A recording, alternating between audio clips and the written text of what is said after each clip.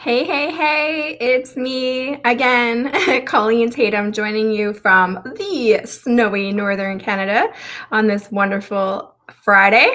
I don't know how I ever managed my day very well before I started some of these habits.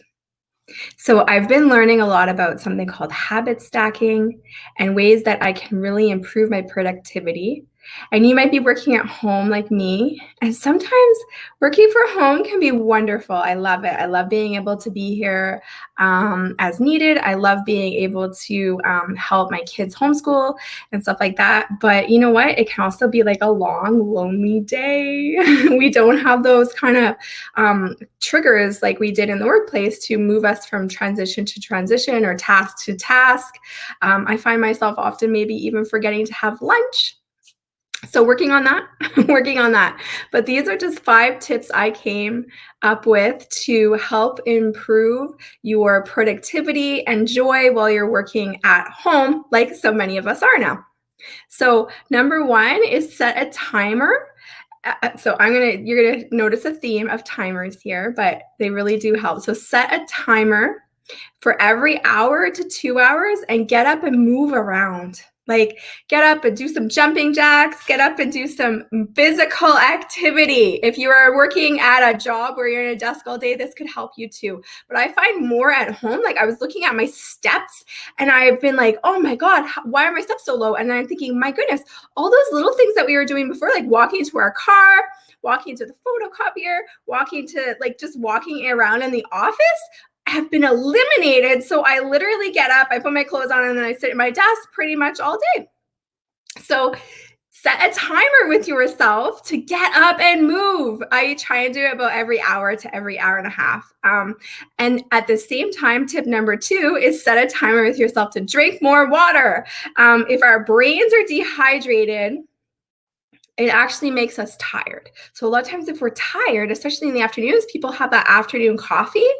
A lot of times you're dehydrated and your brain is just trying to conserve itself because it thinks that it's basically going into survival mode. And so you're tired because your brain isn't functioning properly without enough water. So drink a water. So one way to get more water in is to, again, use that timer method and have a glass of water, every hour, every 2 hours, be using that method to get more water in your body.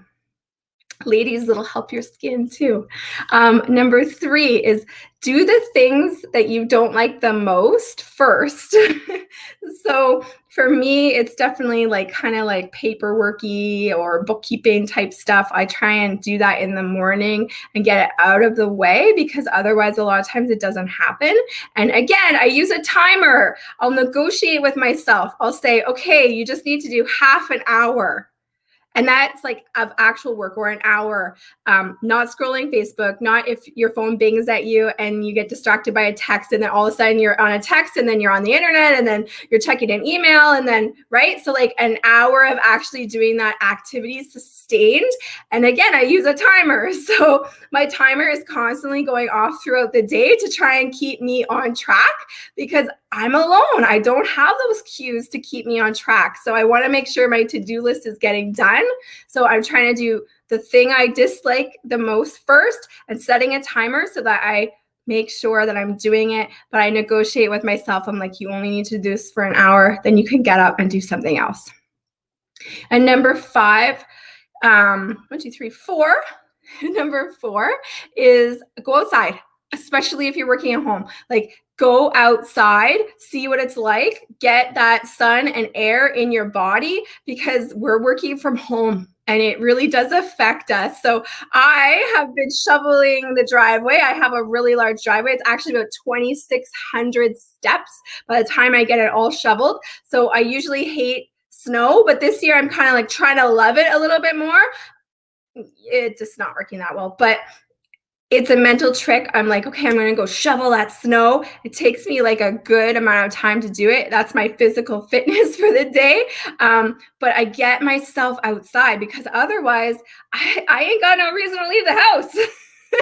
So if you're like me and you're working from home primarily now, make sure you're scheduling and forcing yourself to go outside somehow. And number 5 is plan some time with people.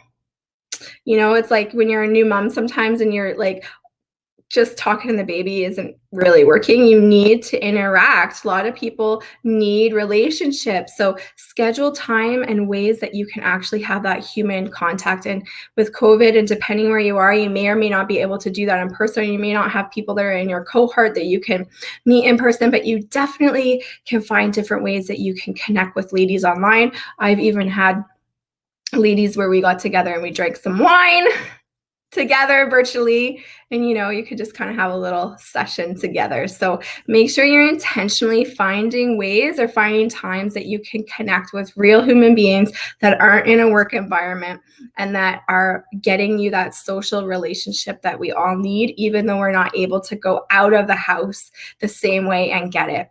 So those are some habits or things that I've really started to learn to incorporate better into my day, especially since I've been working at home totally since COVID, which is a huge, huge blessing for me. I've been able to accomplish a lot of things because of it. I've been able to use my business to help people across Canada and even into the United States because of it. So it's been a blessing in a lot of ways, but it also creates some challenges. So we just need to be real with ourselves. These are something called habit stacking. There's some really great books on it. There's a lot of different people that teach this technique, and it's creating a series of wins with yourself that will add up over time to equal a big change.